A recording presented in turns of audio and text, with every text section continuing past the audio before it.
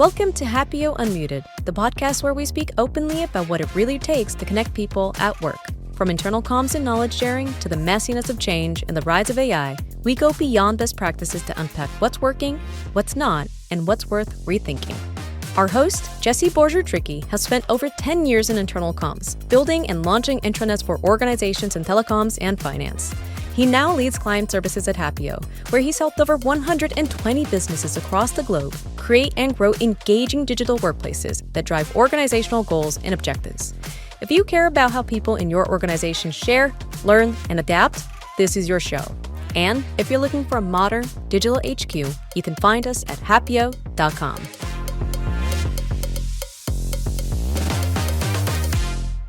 Welcome to Unmuted, the podcast where we explore the messy, brilliant, and occasionally unfiltered world of internal comms, knowledge sharing, and digital transformation. I'm your host, Bourgeault-Trickey from Happeo. Today's guest is Frank van de Koppel. Frank is the digital lead for Continental Europe and Director of Creative Strategy at Hotwire Global. He has a 15-year proven track record with internal and external communications specialized in global digital channels, working at organizations like Netflix, Volkswagen, Swisscom, and Vodafone. His internal comms highlights include developing the framework for an internal comms campaign that reached over 500,000 employees. With his motto, move fast and fix things, we're looking forward to diving into today's podcast. Thanks for joining, Frank. Thank you for the invite, Jesse, and hello, audience. So we're going to kick it off with our unmuted icebreaker, if you don't mind. And so my first question I'm going to ask you is, if internal comms had a blooper reel, what would be on yours? I think we can all relate in regards to the blooper reel. There's this one annoying spelling mistake that you saw before the final edit and somehow made it to the final edit and then got printed or actually put online a few thousand times. A large part of my experience is in social media, and I've had my fair share of posts that I had to delete and also left online for principle's sake. I would say that my biggest blooper might be speaking in front of 150 finance professionals and presenting about different banks and actually assigning the countries wrong. But then again, the show must go on. I did not sweat, and I just went on without even thinking about it. But the blooper reel is long, and I always encourage teams and clients that I work with to embrace bloopers, and because that's what makes us human. Yeah, very fair. It's funny, like I remember when we were doing internal comms and using email as sort of our core practice for delivery.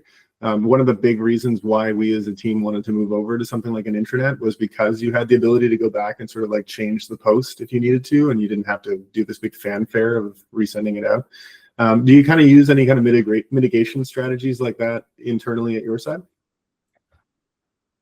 As working at so Hotwire Global is a consultancy, so we work for clients, and we have a lot of so everything we do has to be quality checked, spell checked, and proved through multiple layers, and then gets checked again by the client. So we have very few actual small mistakes, but if we look at our own internal communication, it of course can get messy. And I would say that the best thing to do is to just embrace the mess and don't even point out mistakes, because in a lot of cases people might not even notice it because you're just one in between of many emails. Yeah, like over the 15 years, you've probably seen that shift to more kind of authentic communications, and it's okay if it's not entirely polished, right, and all that kind of stuff. So. Yeah, right on. Thanks. So maybe a follow-up around that is, what's one moment that made you fall in love with your work, or maybe question your life choices as far as internal comms? I just absolutely love this question. What made me really fall in love with the work, and the work is just communication in the broad sense, is that you're able to communicate to a lot of people, and that you're actually able to make a big difference in people's lives and in society, as well as on the individual level. I remember hosting my first fan event with Netflix, and actually seeing the reaction of people in their eyes when they met some of their idols, or when they were part of something, and that whole thing that being a part of something, that belonging, is something that I took throughout my entire career. And actually I strive for that, to create safe spaces and to make people feel that they belong. And that is something that makes it worth it to do the job every single day, because the job's not easy, but on the other hand, it's also a lot of fun.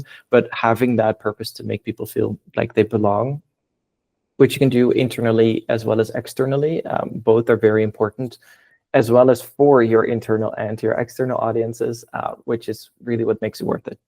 Yeah, yeah. I mean, from the internal comms experience side, do you have any kind of examples of things that have worked really well to kind of create that sense of belonging? I know like a big part of internal comms is sort of like engagement and trying to make people feel like it's part of the community and the larger org. I'm just kind of curious if you have any kind of ideas there that you can recall. So I'm not sure if I'm allowed to share, but my boss will be listening and she will enjoy. At Hotwire, we have internal quarterly events that we host, and we were assigned this quarter, so every region takes turns into hosting a live event with company updates. We're both the stage for the global company updates, as well as to highlight the actual markets and the regions and the talent. So me and my team, we took it on ourselves to challenge the status quo a little bit, and we did a full Eurovision-inspired live stream where we had all the countries compete, and then of course all our countries in Europe won. They all took away the 12 points. For the non-Eurovision minded listeners, it's the song contest in Europe that was just a few weeks ago, and our thing was our goal was to make a 60-minute long live stream with company updates the most fun thing ever. And I think we achieved a retention up to 55 minutes. The people were still in the live chat reacting to what was happening afterwards. And I think that's and after 55 minutes, we started to see the attention fleet a little bit, but that's really, and the learning there is that even a corporate update can be as fun as you want it to be if you make it fun, because it's ultimately about the effect. It's not about what you say, it's about the effect and about the actually conveying that message. Totally. Yeah, and I imagine that's no small lift on your side as far as the team or the people who are involved working on that. So it's sort of like the more you put into it, the better results you're going to get, right? So. We mostly just had a lot of fun. It was about connecting as well. I think we spent 4 to 6 weeks on the actual preparation and the edit. And as a true live television show, it wasn't ready, the final cut, until 5 minutes before we had to go live. And I was ready to buy time. And I think that is really what internal comms can really do. If you look at your colleagues and your employees as an audience, and to really allow them to feel entertained. And that is, then again, brings it back to that belonging, is that you can make them feel like they belong at a company instead of just having C-level talking to the camera. In this case, we had our C-level dress up Eurovision style, which was a feat in itself. And it's really about that belonging, essentially. Yeah, no, that's great. I just can't imagine what you would, I'm just guessing in my head what you would have done to buy time. It's like you just, bust out a saxophone, start doing a solo or something. I would have probably gone like a proper live TV show. And I have no experience going on TV, but I was prepared to do that. We had our Continental European CEO, shout out to Uta. She'll be listening. And so I was actually wearing a full 3-piece suit as part of the act, and the first few minutes were not pre-recorded; they were live, and I was ready to do like an interview with her to talk about expectations, maybe do some questions from the audience, and we had to so we were prepared, but luckily the show went very smoothly and nobody knew anything but the drama. Yeah, great. Yeah, you always got to have that backup plan, so that's good.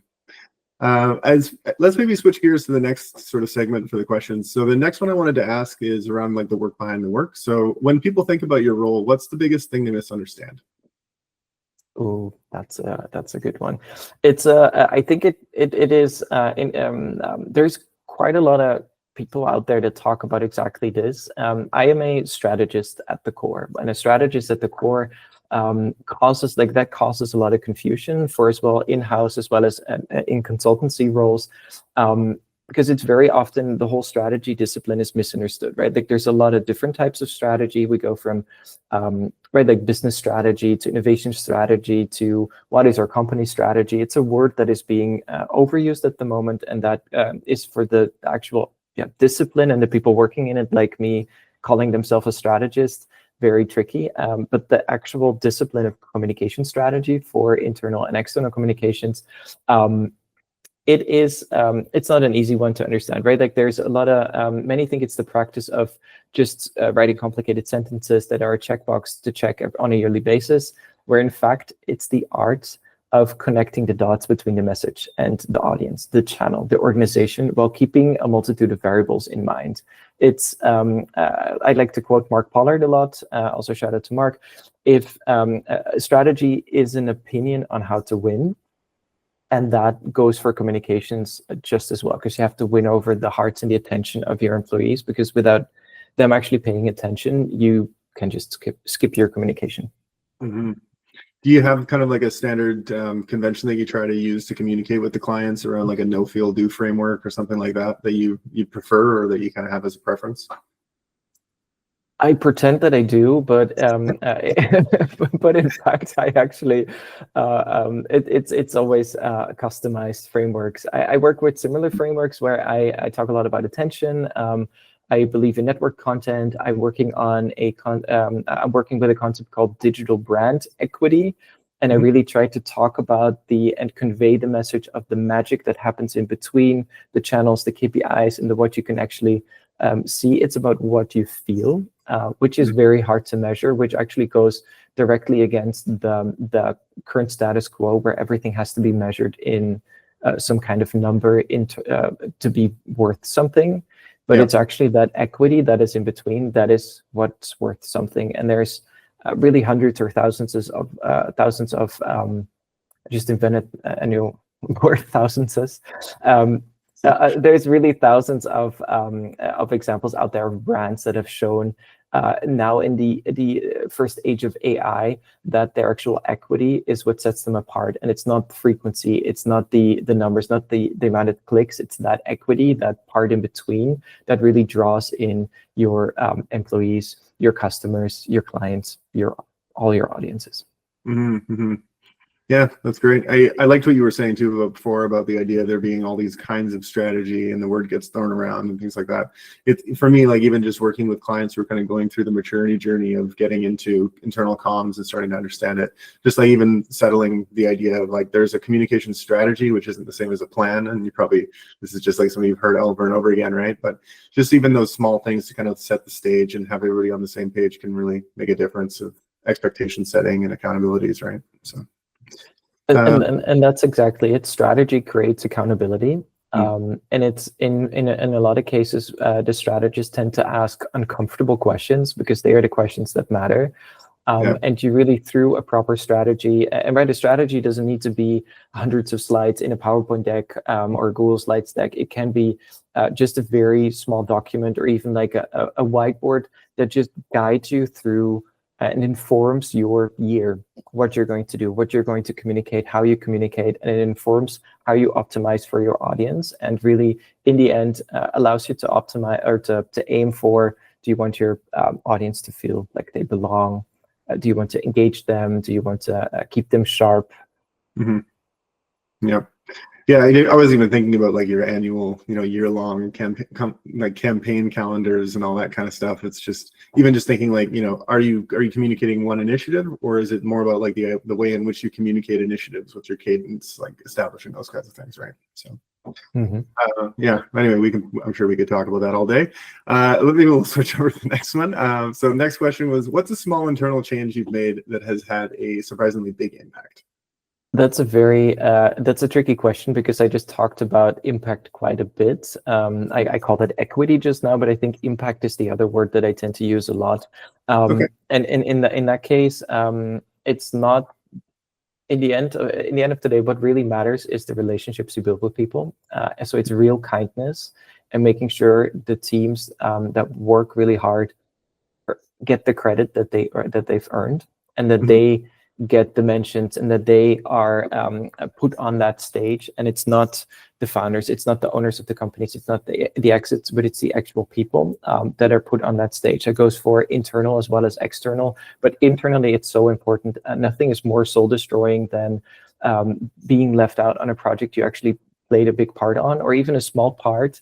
You are all part of that team, and and also the rest of the team will know that worked on it.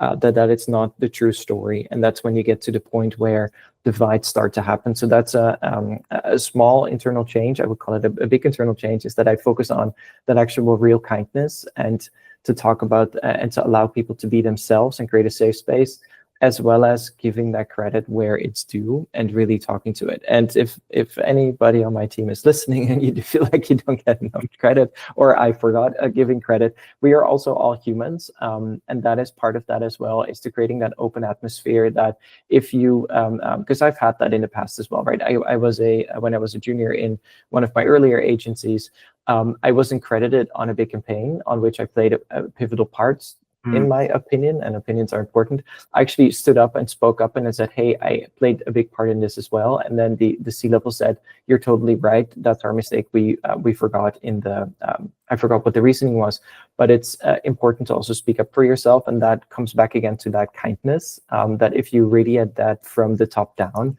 is that you create an atmosphere and a culture that people can speak up and be their best selves. Yeah, no, it's interesting. There's something there in the relationship between sort of like recognition and openness or trust, and just being able to kind of build it as a broader, almost like an ecosystem within the organization. Yeah, that's interesting. Maybe we'll switch over to another one here, which is, what's the hardest thing about internal communications that no one talks about? The hardest thing about internal communication that no one talks about is, I think, creating an actual bond, an actual relationship, and an actual sense of belonging. In a lot of cases, internal communications is just seen as a way to communicate, and the communicators, they're senders, as I like to call them themselves. They assume that the receivers of that message will automatically do that, save that information, that will be retained, and that they will be informed as like a check mark, but we know out of studies is that you have to communicate something 7 times for a person or an audience to know it by heart. So it's really that assumption that makes an ass out of you and me, because you assume that your audience will pick it up right away, but you have to focus on recommunicating, finding different ways to communicate it, build that retention, repeat your message. And even if something is not new or novel anymore, it can still be interesting and inspiring for the audience. Internally, I would also add that it's very important to make your audience, your colleagues, part of that story. Allow them to have a first glance, announce something first, ask for their opinions, ask how can we implement certain things. Always when you announce something, right? Like I'm a secret fan of, so that's my third shout out, I believe, a secret fan of all my PNC colleagues, not a secret fan, public fan of all my PNC colleagues at Hotwire. Shout out to Betty. Right, like they do such amazing work, and they are really good at sharing this a way of working, or like this is a change in the process, and then asking for, hey, if you have feedback or concerns or questions, always let us know. And they've also changed processes in the past. So it's really going back to making your audience part of your story and allowing it to be a 2-way street instead of just a 1-way street. Yeah, absolutely. You got to create that dialogue. I think the other piece that you've sort of flagged here is, and I bring it up a lot with the clients I work with too, is just like measuring along the way, right? Like never assume the communication is not a checkbox. The communication is the start of the dialogue. And then you need to validate that the dialogue is working, and that you're hearing that they're hearing, right? I almost want to get like the communicate, like 7 times and put that up on the slide, right? Absolutely. So Jesse, how would you say that is best measured if a message is received, and if what would you measure? Yeah, it's I mean, it depends based on the organizations, right? There's a lot of complexity in just sort of understanding what's the current state and kind of how do things work, and whether it's worth shifting it or whether you kind of keep it the same way and figure out ways to measure within that. But for me, it's typically the case of trying to have that qualitative and quantitative combo. So you're able to see that you've got numbers, which is one thing. But then on top of that, I'm typically doing some form of like pulse surveying is my typical recommendation. So it's to say like a simple question of yes and no, like, did you understand that this is going to happen? Do you feel excited about that? Do you feel like you're ready for this to happen on, the Friday, right? If you're able to have a significant number of the audience to respond to those kinds of check-ins and be able to have validation that, yeah, in fact, they are ready, I would feel much more, safe about the idea of us rolling out. If not, I'm going to probably do some sort of loop back, try different tactics, approach the leadership team, see if they can maybe reach out to their teams for me, be able to validate again. And, it's a loop here. The challenge, of course, is, as you've probably seen it too, if you get stuck into a communications role within a project, a lot of the times you're the stopgap. And it's kind of like, how much influence can you have to stop the rollout of this thing? But in reality, like, if you're able to have that insight, if you have that measurement, sometimes it's bad, right? Like, we only hit 15%. Like, what's up with that? Well, at least I know, right? Better than us not knowing and rolling out this thing than it is to, So, but yeah, that's typically the idea. That's what I was talking about before with this no feel do methodology. Like, it's something that I've sort of learned and I like to think about. It's different for every org though, of course, right? And it is something that you need to kind of adapt based on how things work there and what you've seen in the past. So another topic that I could talk for hours about, but anyway. And it really allows you to, right, like, it really allows you to get out of that assumptions base of your audience, because that also strongly goes for internal communication. Maybe even worse, in my experience, for internal communication than for external, because you actually know the people, so you also assume that you know what their communication needs are as a larger group.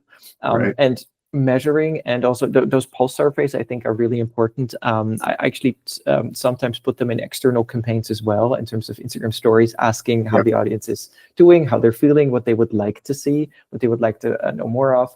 And doing that really allows you to get to know your audience internally, and not just on an in-person basis, but allow them to anonymously say, hey, this change or this person leaving, that was communicated badly, and I feel unvalued because it was swept under the rug or something. Right. Yeah, no, it's true. Like, you're developing that social currency over time as you start a role within an organization like that.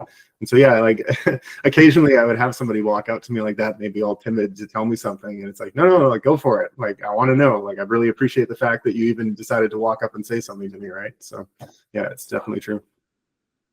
Well, yeah, maybe let's switch gears a little bit towards maybe the technology side of the work that we do. What's a piece of tech everyone was hyped about but just didn't deliver for you? I would say the piece of tech that everyone was hyped about and it really didn't deliver for me was the tool that was going to solve it all. I've worked at so many different companies, consultancies, where one tool would be implemented and it was promised to solve a multitude of problems, looking at not just internal communications, but project management, bringing files together, making things more insightful, and management really, truly, because you can see it in their eyes, honestly believing that this will solve a part of our problems, and that it will allow that. But there's no, right, like, if it's not properly set up, and if it's not properly used, that's where all software and all tools essentially fall apart. We see it with software giants, like even Microsoft products that get introduced to audiences. We're now seeing the cracks in the whole Teams interface, because people are confused on how to use it. And that is in part that the tool itself is not, right, like it can convey the message on how to use it. But if you don't have a way of working that is established within the company and also managed and maintained, that is where all tools that get hyped really just fall apart. I've done several introductions of tools myself in our implementations with the team in multiple companies, and the main problem has always been the problem always was for an unsuccessful implementation was that it was improperly communicated and not properly worked into the way of working. Even if you do all the tutorials that you want to do, if a team does not is not able to put it in their way of working, you'll essentially fail. And that is the tool that tries to solve it all also means that you're trying to put your own way of working on it as a team that is probably not written down, which it should be. And then you try to put that onto a tool, and then you look at your poor Outlook interface with all the folders, and that's just a no. Yeah, it's always one of those ones, like, after having had the experience, it's almost painfully obvious what the most important piece is of having to do the change management and the governance. A lot of the implementations I do, I'll start with that, and it's just sort of like me having to emphasize why I'm trying to do this with people. So it's just curious to hear it from, another perspective and be like, yeah, it's the case, right? So yeah, and I guess the other piece you kind of brought up, which is important too, is that idea of the hyperbolic key messaging, right? Like we now have the, this amazing solution that's going to do everything for the organization. It's like maybe you want to reconsider how you're positioning this thing for everybody, right? So. And it's really, it's almost a sad and a bit of a shame that a lot of companies are, right? Like we saw it when we all went remote in 2020, is that a lot of companies were just like, great, we bought you all Zoom licenses. Now do the same thing that you did, but now work from home and in a stressy environment while living through a pandemic. Yeah. And then but without having a common way of working, without rules, and rules are not meant to restrict, but rules are meant to guide in that way. A lot of companies just really struggle to even keep their own company culture upright in the digital age, and they still struggle in the hybrid age that we are right now. Companies that are successful are actually making things explicit, writing it down, allowing colleagues, employees to be a part of that process of writing it down and grow that over time. There's a lot of models for that, actually. Yep. That is in part the success. Yeah. It's a great way to sort of introduce a feedback loop that is very tangible, and then it sort of feeds into other areas of the organization as well. So yeah, it's a nice thing to see. Let's try another question. So I'm thinking, how do you see AI shaping internal comms and knowledge sharing? So are we being realistic or a bit delusional as far as what you see? Yes, we get to talk about AI. I am I cannot be more excited. The thing with AI is that everybody's talking about it, and we are right. Like there's a lot of different innovations happening on the back end, and but like we are in such an advanced technological age. In 10 years, I will say that we were in the Stone Age, but it's we're in such a great moment with such an abundance of tools and software and hardware that we can do a lot of things that we weren't able to do 10 years ago. AI is used as an excuse for everything. I get daily questions of like, can we automate this with AI? Automation and AI are not per se the same thing.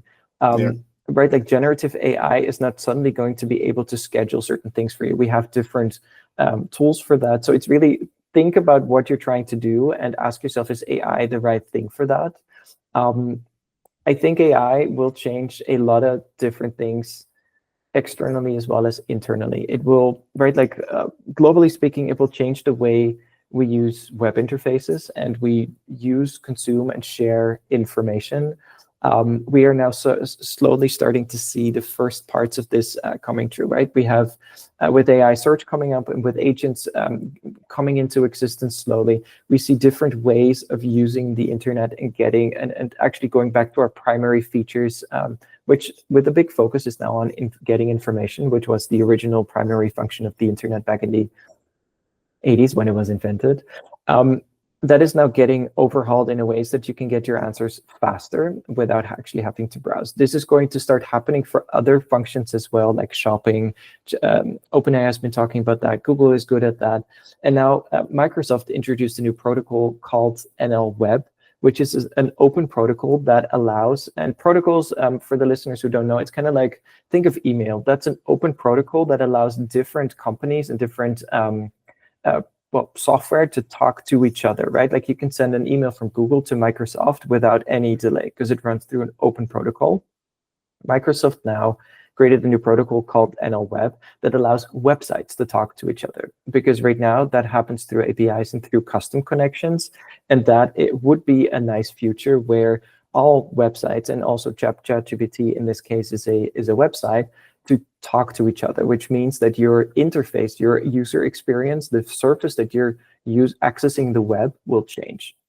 Going to internal communications, which is the main focus of the listeners of the podcast, it will also drastically change how we consume, get, and share information internally. And I really like what Annie Dean said from Atlassian a few months ago, that we are looking at like the pace that we are going on right now.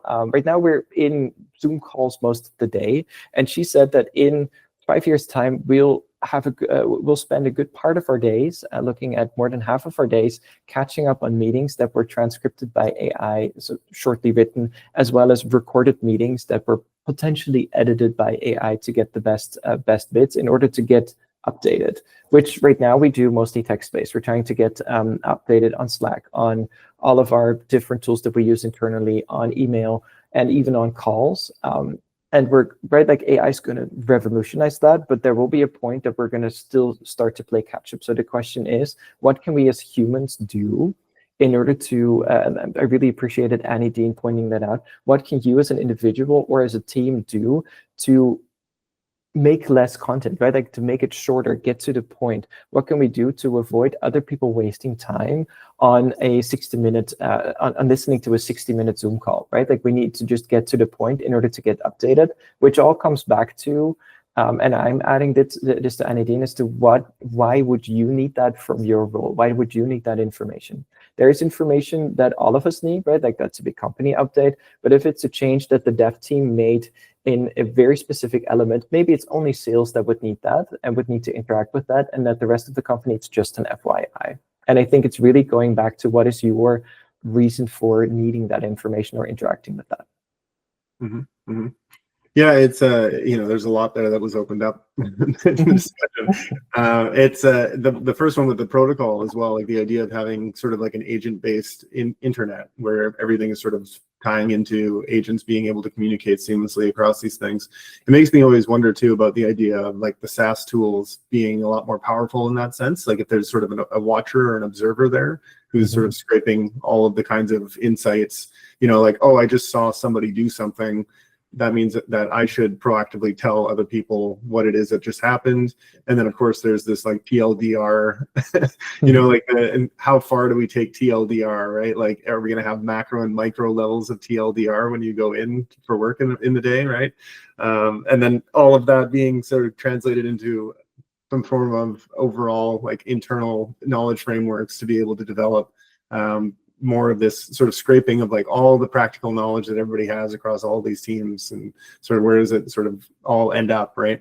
But yeah, it'll be very fascinating to see. I think that protocol piece is a big one that we're only beginning to kind of understand what that's going to have for all of us. So yeah, I think Jesse, the TLDR that you brought up is actually like that's my favorite pet peeve. I happen to read almost an entire page with just a small update from right, like please people just think in a TLDR, and if you don't know what a TLDR is, which I still get asked on a monthly, it means too long didn't read or too long don't read.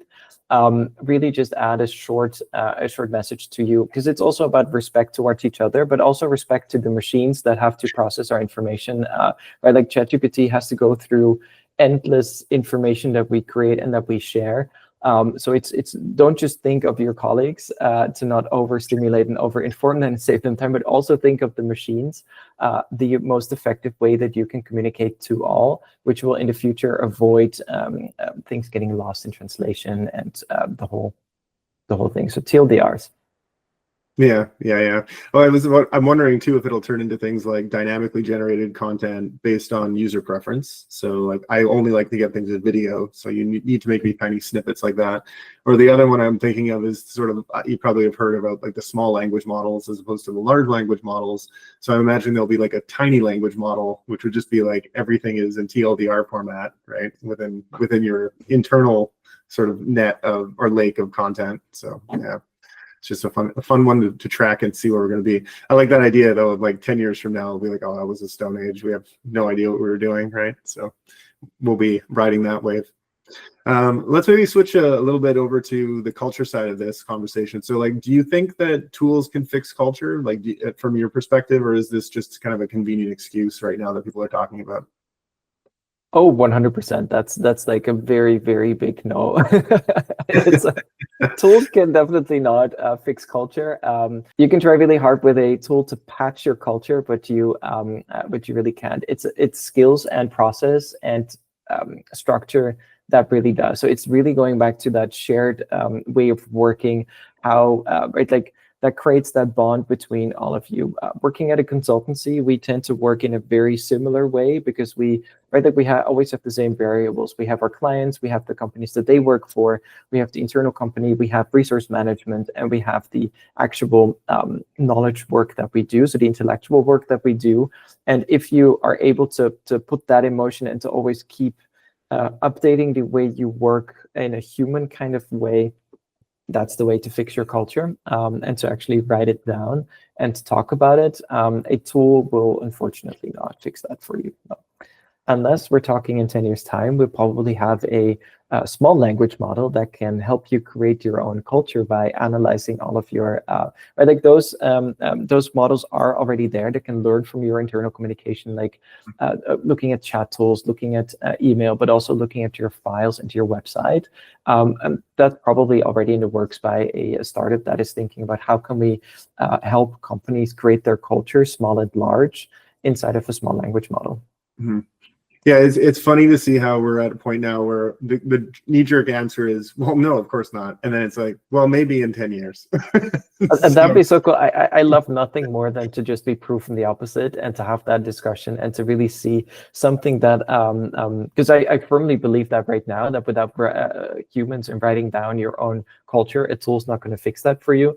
But yeah, that's an interesting, that's actually an interesting paradigm where we currently call everything tools, software. Like there's a lot of synonyms for that, and right, like we call AI now, but maybe in 10 years' time we're going to talk about let's just call our colleague Sam, right? Like, and Sam is an actual small language model, and Sam is our office manager and takes care of small tasks, and they're right, because offices are also one of those questions, and you can talk to Sam on your chat tool, call them, and to have them perform tasks, et cetera, and that, right, like that notion of what is a tool, what is an AI, and what is a colleague is an actually interesting paradigm to talk about, which brings me back to my initial point that I made, is that you need to be kind to all of those, and also be kind to the tools that you work with, because otherwise you're not going to get what you need.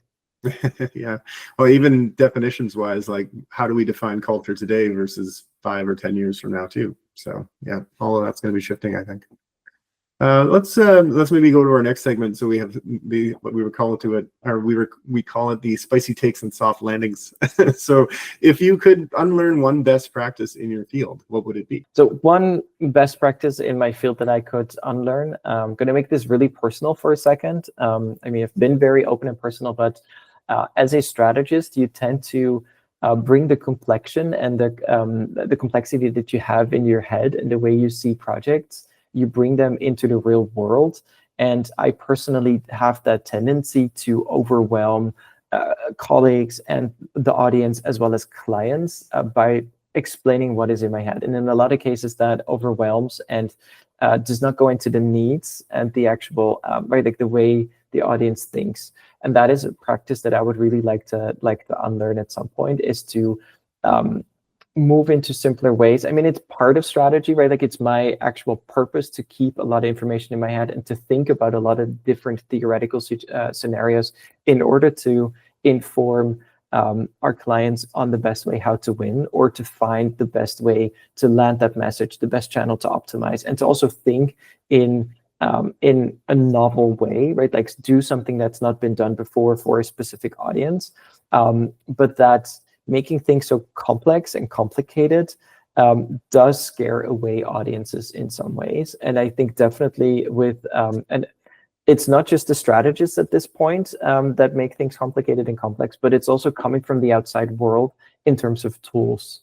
Right, because we just had Google I/O, we just had Microsoft presenting new things. We talked on this podcast about NL Web, about a new protocol. Those things all sound incredibly daunting and complex and complicated, that audiences are going to be overwhelmed into almost into anxiety. And that is something that I, as a strategist, am working on personally. So that's a very reflective point, but also coming from the increasing complexity that we see in our fields. Do you see a similar thing happening, Jesse, in with your clients, with your colleagues, is that the complexity is rising so fast and it's getting hard to keep up with? Oh, I mean, I think so. As far as most industries today, just, the digital curve itself, just generally speaking. And then you kind of couple that with things like the need for performance and, the expansion of overall role accountabilities and all kinds of things like that.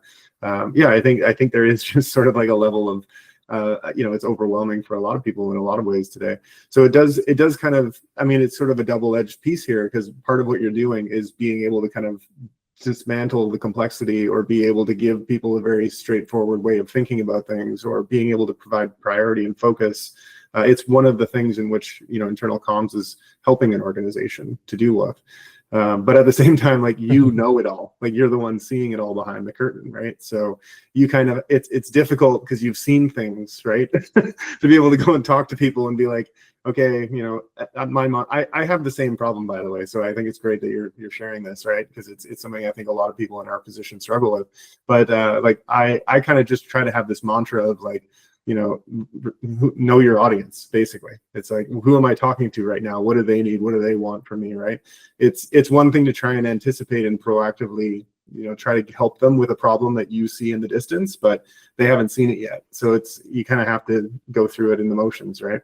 But yeah. Exactly. It's really knowing your audience. And it's not, you don't need to dump down your message per se if you're talking to somebody who is just right, like learning about AI for the first time, as we talked about AI a lot. It's really just trying to find the best way for them to receive that message in order for them to retain, and also for them to process the information, which brings us back to a few points back, actually. It's really like, think about how, and that is part of the strategy discipline, is to understand how audiences process information and what leads to retention, what leads to certain actions in order to achieve the best results. And also to just be kind in the end, right? Like, it's a very complicated world that we live in, and it's only getting more complicated, adding in stress as well with all the news about layoffs where AI is being used as the excuse. And that is, as in part, knowing your audience, what they also go through on a daily basis and what they read in order for them to receive information. Yeah, it's a funny thing, learning, because there's like a level of friction that's required almost for people to kind of actually have these memorable moments that stick with them, and then like the retention's there, right? So it's that trade-off, though. It's like, you need to be friendly and sort of empathetic while also creating friction. So yeah, the fun balance we have. Let's maybe switch over to another question around this topic. Then it's kind of a fun one, but like, I know this is controversial, but can you maybe finish that sentence for me? Definitely. So I know this is controversial, but we already see a divide between those who can work with, who have the skills to work with most of the tools, and also the knowledge to work with them. And on the other side of the divide, we see people that are already struggling with tools like email, a calendar, and then suddenly having to do calls in Microsoft Teams. That divide, and that's where it's going to get controversial, is only going to get wider, and now accelerated by AI. It's been widening for the past few years, where we really see different, and it's not a generational thing. I firmly believe that all generations are able to learn and understand all the software that we have, because that's what great user experience is. But it's really up to a skill level of individuals where we see this divide happening. And that is now accelerated by AI, right? Like, now, today is the time and the day to start chatting to ChatGPT. If you've never done that before, or only a few times, go do it. Invest time in those skills to make sure that you as a person don't get left behind. And that goes to comms or to leaders in the industry as well. Make sure that your audience, that your colleagues, and that your employees and your teams are investing time into learning how to work with that, and really invest the time into that, because you might risk of having a workforce that cannot keep up with what is happening anymore. Communications, comms is changing. It always has been changing, right? Like, it's been like, before, we have the before and the after social media time, the before and the after internet times. Comms has always been changing. So learn, adapt, or don't. Yeah. I mean, I think the saving grace here, a little bit for consideration, is that I find, at least with AI, if you have that tech gap right now, that tool is one of the best things to come along to teach you how to bridge that gap. So it's one of those ones, like, there's multiple reasons as to why to get into that, I think. Absolutely. And it's really allowing people to train themselves as well, and to really figure out certain things, and to suddenly become like a designer, a storyteller, or something that you've always wanted to be while being training. But keep that training part in mind, and to work on your own skills while you're doing it. Shortcuts don't exist. Yeah.